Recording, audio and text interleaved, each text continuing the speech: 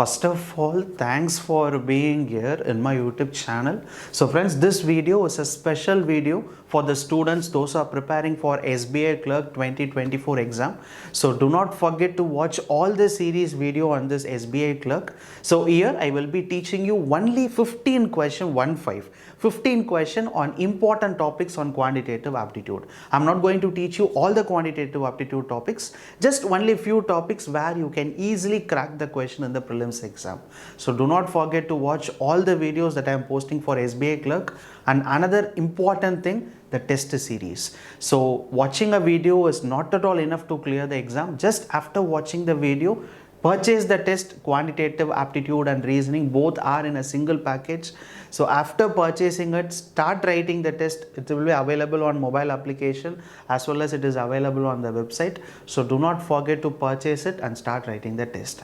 And if you have only 1 month of time, I hope 1 month of time, and many students, if you want to prepare hardly, right? So just go with the pendrive package. I will give you all the videos of YouTube, feel free to learn YouTube videos on this pendrive on an offline mode, so that you can just like that watch all the videos. You can watch all my 500 YouTube videos on offline mode, right? So that within a 1 month you can just like that prepare for SBI CLERK. So do not forget these two both, right? And then let me move on to the important topics on quantitative aptitude now.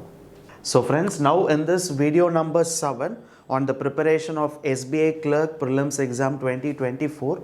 So here we will be discussing about two important topics on quantitative aptitude. One is a simplification and second is the approximation. So everyone, those who are preparing for a bank exam, you know how to solve all the question in simplification and all the question on approximation. But if you need to crack all the question in simplification and approximation on the prelims exam, so your first target timing, right? So if you take the previous year question papers of SBI CLERK or IBBS CLERK or SBI PO prelims exam, so the question of aptitude in this simplification and approximation, it is little bit easy to medium level. Every student can able to solve it. If they are asked 15 question or 10 question or 5 question, so 3 patterns you can able to see in the pattern. Either you can see only 5 simplification. If it is only 5 simplification, you have to solve the 5 simplification within 2 to 3 minutes, right? So if you take 2 to 3 minutes to solve all the 5 questions, then you can, the remaining you have 15 minutes of time.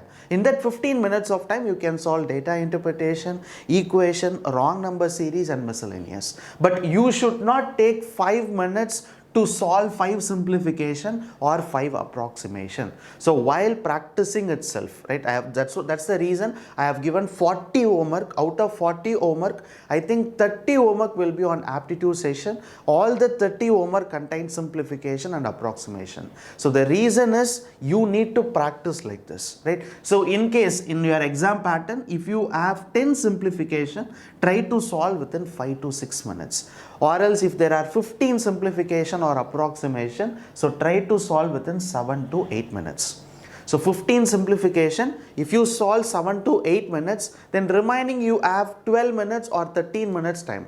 In that 13 minutes, if you solve 1 DA and 2 or 3 miscellaneous, it is easy to score 22 plus here. So that's the reason I'm saying time is most important in the prelims exam.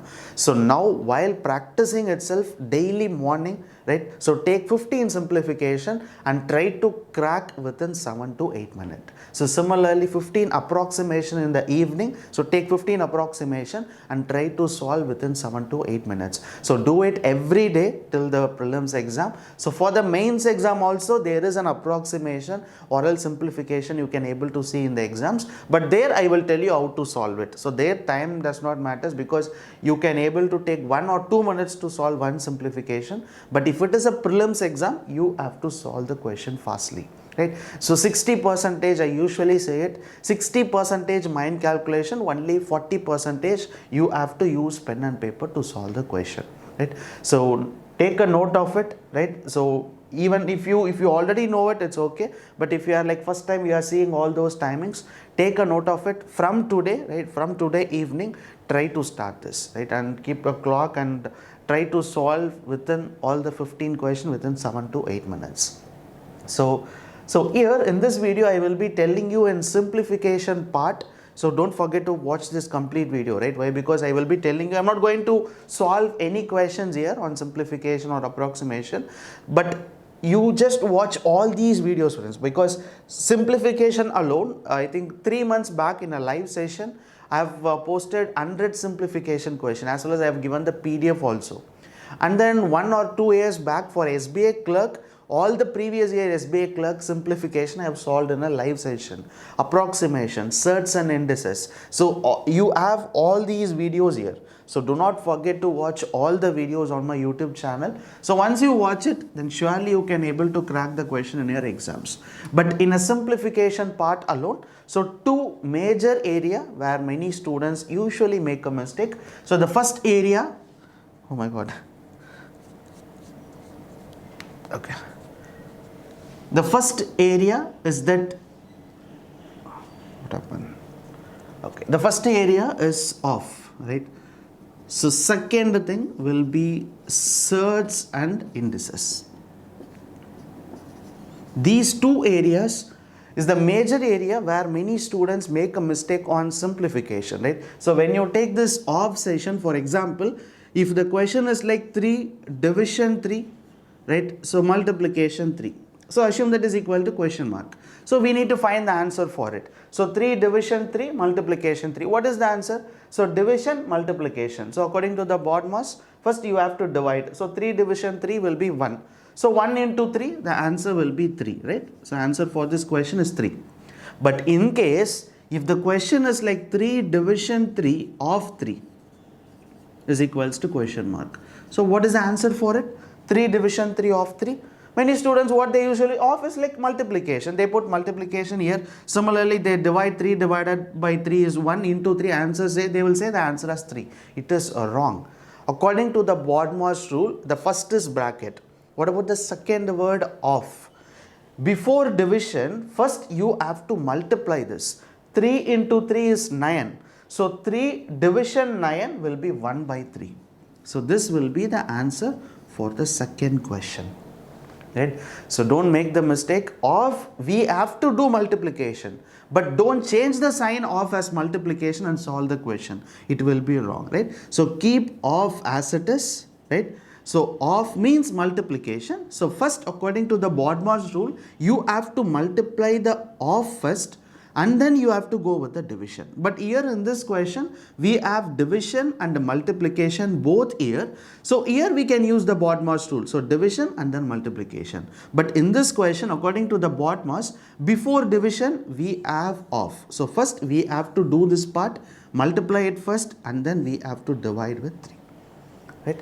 So this is the area where this question will be very simple, but in the question, if you see the word off, be careful while solving it. First finish the off part alone, that multiplication parts alone, and then go with the remaining areas, right? And the next will be certs and indices. So a power m division a power n into a power n, then a by b power m, right? So there are 5 or 6 certs and indices, right? So try to watch my video certs and indices. I think I have posted 6 years back 25 important certs and indices on my YouTube channel, right? So don't forget to watch that, because if you take 15 simplification in your exams, mostly you can able to see one question on a percentage. Definitely 3 or 4 question will be there on percentage, and 1 or 2 question will be based on square root and cube root, and some question will be based on certs and indices, and then off will be there. Off part, some point you can able to see off part, addition, multiplication. So basic simplification question will be there out of 15. So make sure to learn all the important areas on simplification, and don't make mistakes here. If it is minus 31 plus 30, right, into 2 plus 3 is equals to question mark, right? If there is question like this, minus 31 plus 30 into 2 plus 3 is equal to question mark, right? So students, first what mistake they used to do is they used to add these two first. Don't do it, because addition, multiplication, addition. So first you have to multiply these two. 30 into 2 is 60. So minus 31 plus 60 plus 3 is equals to question mark, and then add these two values. So minus 31 plus 63 is equals to question mark, then 63 minus 31, so 32 will be the answer, right? So make sure while practicing itself, learn all those things, right, basic things, and then if there is a numerator, we have square root, denominator we have square root plus square root, right? These kinds of questions you can able to see more, right? So for example, it will be 144, it will be 169, and it will be 225. So these kinds of questions, right? So check whether you have addition here or multiplication in the denominator, because some students, they cancel the square root. Don't do like that. It is a wrong way of solving a question, right? And similarly, while if you are taking some number outside, so those parts are important, right? So do not use any shortcuts to solve the simplification question. Use the basic traditional method, right? If it is 35%, for example, 35% of 360 is equals to question mark. So here we need to find what is 35% of 360. If you are strong in percentage, then you can easily say 10%. You can split this as 10, 10 and 5. It will be easy. Why? Because 10% will be 36. So 36. What about 5%? 36 half will be 18. So if you add these three values, that will be the answer, 35% of 360. Or else you can do one thing. Some students, if you are like weak in this finding a percentage value, so 35 divided by 100 into 360, do like this. Cancel 0, 0 and then cancel it on 5 table, and then you can multiply it. Is this your wish?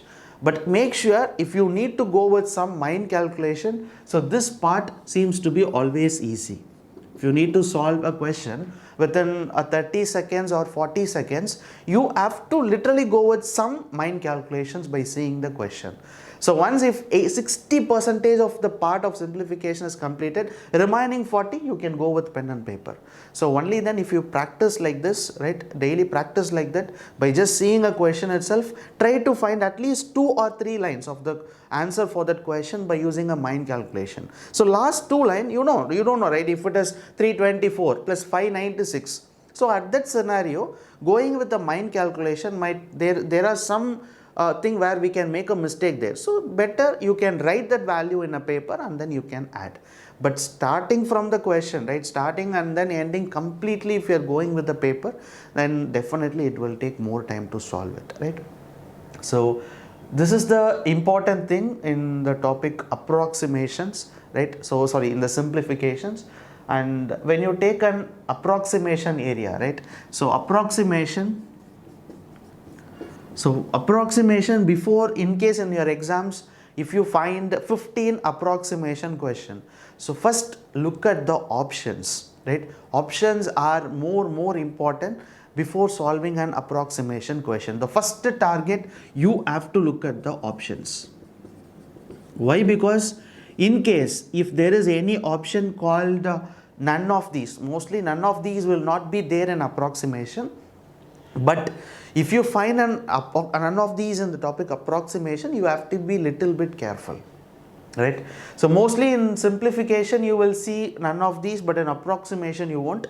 But while looking at the option, check whether the ranges, for example, option A, answer is 10, option B, the answer is 30, then 20 difference between both the options. So you can just like that approximate a value. For example, if it is 29.36 into 31.44, then if the answers are like 120, first option, second option is 160, third option is 250, then the options have a wide range of numbers. So there at that scenario, you can approximate this as 29, you can approximate this as 31, and you can multiply and you can find the answer. In case if the first option is 141 and the second option is 147, at that case you should not approximate like this. You should approximate it as 29.3 into 31.4. So approximate like this and then solve a question, right? So this will be the best way to solve an approximation question without making any mistake. If the options, all the options are a nearer value, then approximate it as carefully. right? And then some approximation values, like if it is in a square root, so this is the area where many students get confused, right? If the numbers are like, if it is, for example, if it is 144, then it is easy. Why? Because 144 is 12, everyone knows it. But if it is, right, if it is 153, then finding an approximate number is a little bit difficult. So do one thing, if it is 153, so first you know what is 154, right? Sorry, 144. So 144 of square root of 144 is what? 12. So how much difference are there? 144 and 53. So 9 is the difference. So if 9 is the difference, then find the approximate of 9, right? So approximate of 9, when you take for example, what to say, if it is 169, do like this, right? If it is 169, it will be 13. 144, it is 12. So 12 and 13, it is a nearer number. So you can consider it as 12.5.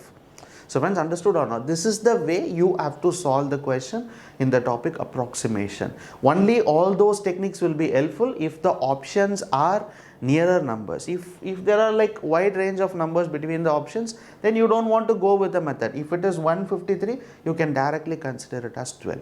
So whenever if you find an approximate number, then write both the numbers, right? For example, if it is, see, 169, we know 169 is 13, right? But if it is 173, so consider this as what about the 14, what about the 15, what about 16? Just see the difference between 13 and 14. So 13 is 169, what is 14? And difference between both the numbers, right? And the center number is what? Find the center number. So it will be 13.5. Yes or no, right? So check whether 169, only 173. So definitely the approximate value will be around 13.2 something. So consider like this and then try to solve an approximation question. That comes only when you practice. If you practice more, that automatically comes, right? So and then in approximation, just a minute, I have noted some of the numbers. Okay. Yes, I have told you everything. And then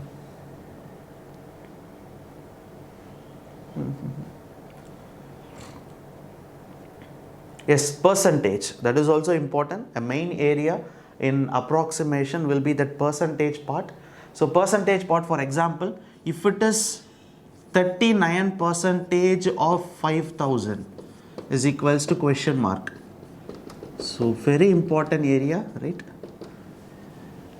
If it is 39% of 5,000, do not approximate it as 40%. Don't do that mistake, right? If you consider as 40%, then the complete question will be wrong. Why? Because if it is a normal number, for example, if it is 39 into 5,000, there you can approximate 39 as 40.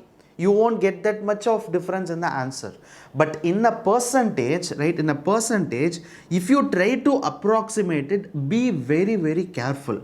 Why? Because it is only 39, but you are considering it as 40. You are thinking that you are making only 1% change here. But what is that 1% of 5,000 is the 50. Yes or no? What is 1% of 5,000? 1% of 5,000 is 50.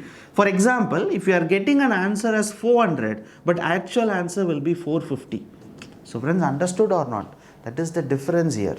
Why? Because you have taken 50 more. Yes, instead of 39, you have taken as 40. So if you have taken as 40, then 1% you are taking higher value. So if your answer is 450, then the actual answer must be 400. Your answer should be 400, but you are writing an answer as 450. That is wrong. So if it is a percentage, again I am saying, if it is a percentage based approximation question, be very, very careful on approximation. In case if it is 39.5%, you can approximate this as 40. Yes, you can. Why? Because only 0.5% you are making a changes.